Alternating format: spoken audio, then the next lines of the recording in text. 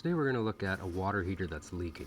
Now, one of the most common problems for a water heater leaking is because of the temperature and pressure valve. Now, I know the scenario of this water heater, what happened, someone else had come in and they believe it was the drain valve.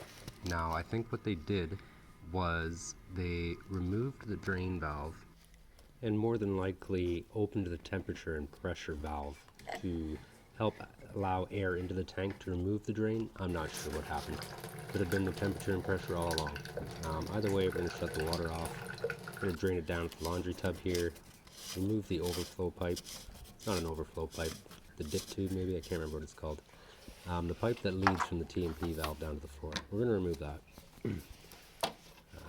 The next thing we're going to do is actually put it back on, because the water's off, and open the temperature and pressure valve.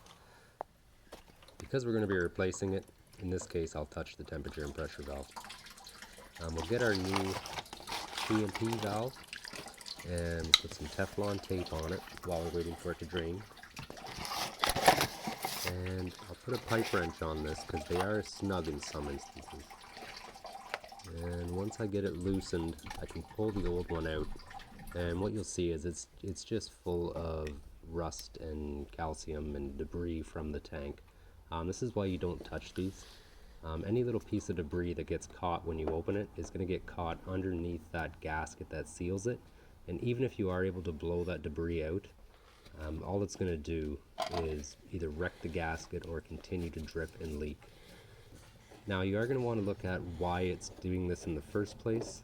In this one, I'm pretty sure someone touched it, and I can tell by the condition of it that it wasn't blowing off anyways. It wasn't blowing lots of water, it was just dripping. So we'll get it replaced, we'll turn the water back on, and I'll go ahead and check for leaks. What I like to do is just hang around for a good 5 minutes after the water's on, run a bit of water, and just make sure that there are no leaks. And once you're sure that everything's good and you don't have any leaks,